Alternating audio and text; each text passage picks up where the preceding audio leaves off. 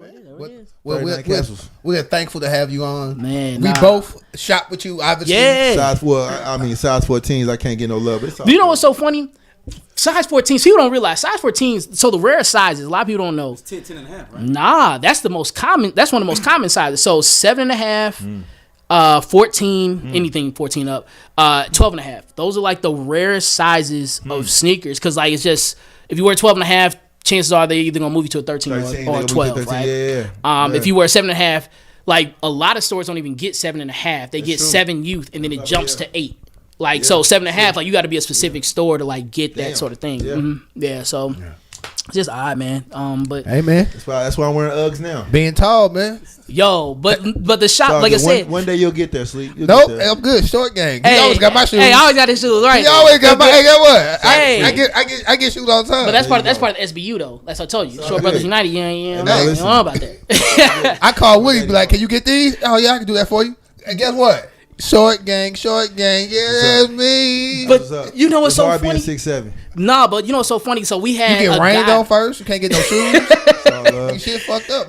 We had a dude from the Buffalo Bills came last year, right? Yeah. He wore a size 14, man. He brought his girl random. They had just lost to the Chiefs last year, so Lord, he just came to St. Louis. What was he? Was in St. Louis for meeting with his finance guy, and I just happened to be working the store that day. And I was finance guy was in St. Louis. Yeah, and I was like, so I was saying there. He comes in, he had big chains on, all this stuff, and I was like, oh man, I said, hey man, welcome. I said, welcome 39 Castles, bro. This is what's up, man. And I said, yo, you from St. Louis? He was like, no, we just out visiting, blah blah. I said, okay, cool. Where you from? He said, man, Buffalo. I was like, oh, okay, cool. So I'm going about doing my thing in the shop.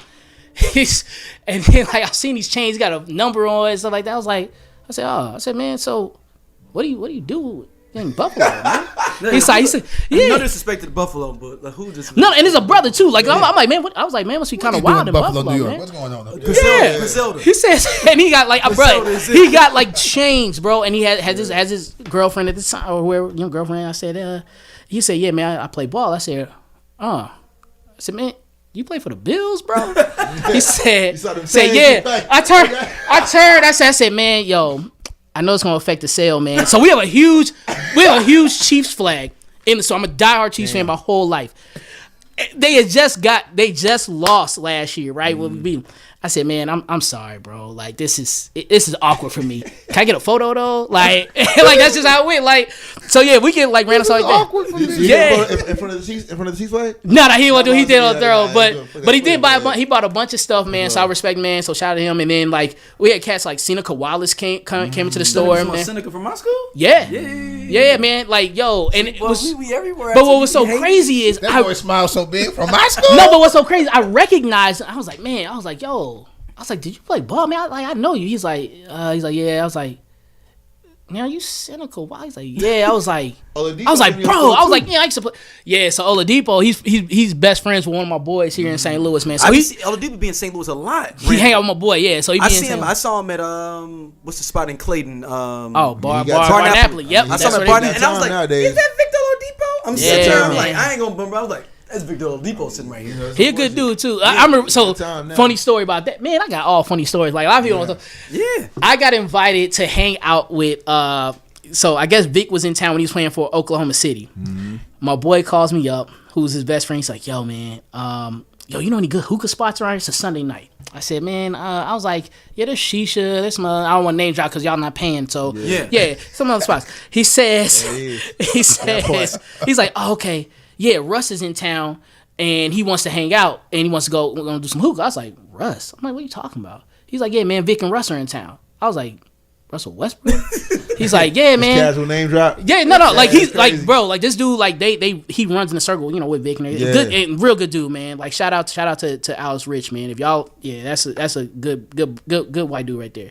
That sounded very good white. That sounded very like 19. He good white folks. He good white folks. It was funny because like I'm like, man, I turn over my girl. I'm like, man, I ain't going. That's Sunday night. I got work in the morning. Fuck that. Mm-hmm. Come the next day, everybody was like, man, you should have went. My boss was like, yeah, man, I would have gave you the day off if you'd have went. I was like, man, what? I was like, I'm not gonna smoke hookah with Russell Westbrook. I'm like, no disrespect. I'm good, man. Like, This nigga Woody say, I gotta work in the morning. Yeah, I gotta work in the morning. Yeah, I was good, man. Much respect. Woody. Yeah, man. No, but it's time crazy, of year man. to Like, go to so work. from, like, the store has been really, truly a blessing. Hey, you want to make a commercial? Yeah, well, the store has been a true blessing. around. You need somewhere to stay. The experiences, man. Like, the Renaissance dancers apparently came to the shop. So when Beyonce was in town, Renaissance dancers came to the shop. Damn. Mystical came to the shop. So that was, so look, okay, so I know y'all are hip hop heads, and it's kind of crazy because like growing up, man, because it was me and one of my staff, he didn't know who Mystical was. Oh, Was he just young? Well, he was of another persuasion, right? Okay. And he's young too. So why would they know Mystical? yeah, but another persuasion had nothing to do with it. It's got to be just age. He's young too. Yeah. He's in college right now. Even someone another persuasion would still know. But he knew the songs. He knew certain Mystical songs, but he didn't recognize them like just looking at them, right? And we're right by a hotel, so the store's right by a hotel, and we take the picture. I'm like, bet, man, this is great. I'm like, bro, you the soundtrack of like high school and college for me, bro. Like that's what's up. Post a picture. My girl calls me the next day. She's like, yo, babe, you gotta take it down now. I'm like, wow, what happened? Yeah. She's like, she sent the article. She's like, yo, I was like, Buddy was outside. shit. I was like, But had it just happened, or he'd already got charged. bro, this was like the most recent charge. So Right, but the charge had already happened, or like it was like simultaneously. it was like right around that same time, bro. And I was like, yo, this was like last year. Yeah, that's what I'm saying. He got that second charge. Yeah, the third charge. Yeah, I was like, Hey, yeah. man. Hey, listen, we didn't cancel the other people for For less. I was like, yeah. Danger might. I might have to. Hey, I'm gonna listen to it one more time. I gotta let Danger go. I was like, Gotta let Danger go. yo, like, I got another. Damn. yeah, man, yeah, that was a wild one, man. But like, no, like it's cool because I wasn't there for like Renaissance dancers and some of these other like celebrities that have been coming in, but my team has been there, and them getting those experiences to be able to talk to their kids and family members about, like, that's what the culture's about, right? Like, senior culture is like the only culture in which the nerdiest, dustiest dude or woman, so the nerdiest, dustiest person can walk into a room with a fresh pair of kicks and like, yo, now they the coolest person in the world. Like, only sneaker culture can do that, right? Like, I could be like the dustiest cat in the world, and next start like trying to or go into like a restaurant.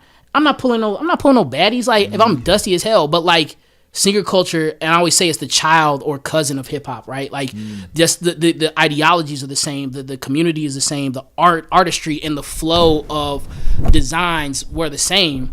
Now it's become very commercial, so it's just they just put out whatever at this point. But at its crux, like, that's what sneaker culture is. Like, that's the love of it, and I think that's what's really missing right now from the culture, man. That's what's. Hey. My bad, I didn't mean to drop that damn. That was very Hey, seriously, that was very insightful. We want guests to come on here and like birthday songs. Oh man, so I want you to be you, and that was fly. Oh man, that's real. That's love. I'm not a sneakerhead at all. I buy sneakers. I want to be a sneakerhead. I'm Nah, see, that's the other thing too. Like, we tell people, so the shop is, we're not one of those shops like for like sneaker heads. It's for the knobs. Like, we've had people come in and be like, yo, I don't really know about sneakers, man. I don't know about. I'm like, you got no sneakers on right now. You got on Chucks. Yeah, but these not sneakers, but they are. Don't allow the new culture to dictate your inclusion or not. Like, that's why that's really why I kind of fell, I hate to say it, I fell out of love with the culture, where I stopped really buying like shit I buy, like it goes in the shop. I'll buy like stuff that I'm really like into, like, so these Raekwons, like, I'm a huge Wu-Tang fan, love Raekwon, man, the chef. Bro, if you ever come to St. Louis, please come to shop. Like, yeah, Raekwon chef, that's my guy, man. But nah, like, that's really kind of frustrating though, because I'm like, man, like, I think that's where, as older sneaker heads and sneaker collectors and sneaker buyers, we didn't allow, we big brothered this new generation, right? We didn't allow them to create their own memories and stories and ideas and ideologies, right? Like, we kind of went to it and said, hey, pepperoni pizza's for losers. And then as a little brother, you're like, well, shoot, I'm not going to eat pepperoni pizza. I don't want to be no loser. Yeah. So you never even tried it. So you don't even know, right? And so when you do try, you're like, oh, this is good. But I can't let anybody know that I like pepperoni pizza. And that's where the culture is right now. And you know me with, not my favorite basketball player, but a huge Kobe fan. Yeah. Like, I was wearing Kobe's when you could go in the store. Oh, and man. they just there. I'm like, you can go in. Them shit's been out 6 weeks. You can go get a pair. Wow. And then, God rest his soul, he passed away. Yeah. Now I can't get him. That shit drive me crazy because I'm like, you niggas didn't even like. It's so annoying. It's like so the annoying. Fuck. I've been wearing them. Like I'm talking about, like they're the most comfortable shoe on earth to me. I love. It's one of the best basketball shoes created. I love them, dog. One of the best basketball shoes ever created, and that's because Kobe was actually heavily influential in the design of the shoe. He wanted it based on like the soccer shoe, right? And that's what made, I think, the feel of his shoe different. Like if you hooping in Jordans, you lying to yourself. If you were hooping in any retro J's, you're ridiculous. Like technology's outdated, bro. Like you are ridiculous. Like I would never. But like that's. Man, we took the Kobe's off the wall. We actually stopped. We do not sell Kobe's in the shop. No, because of that. I literally really. Mm-hmm. We'll take like orders from like clients or things like that, but we don't sell them because like we had Kobe's. Those I bought Kobe's from you. Yeah, we had Kobe's all on the wall, and nobody bought them. And we had I still have a sticker on one of them that I took back to the house. Took all of them to the house that said $250.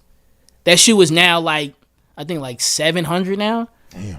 So we could sell if we wanted to. So like, yeah, shit hits the fan, and like, yo, I'm like, hey, gotta get it. I gotta do away with principles. We gotta make the sales, but that's the reality. But it was to the point where you didn't have to go to a boutique to get the shoes. No, you can just go to Foot Locker and just get them. Yep. Like dead ass. And it's weird. Even after he retired, yep, you can still go get Kobe's. And now it's like it's weirdo. And his wife had an impact on how it got rebranded, right? Am I right? Yeah, she was frustrated because what drew her attention was when they came out with the Mambacitas, the first ones. Those are hard. Everybody, like, it was all these influencers had them, and she did not even have a pair yet. Basketball players were hooping in them. She was like, how is this even happening? But that's because they don't understand. Like, Nike don't care, y'all. Like, that's why would they care? They move on to the next. This is so Kobe actually, it's a new precedent because we had never seen in our culture someone pass away that had. You just saw. Please tap in and check out Just Posted. We just kicking, talking that good shit, and we fuck with y'all, man. Y'all be easy.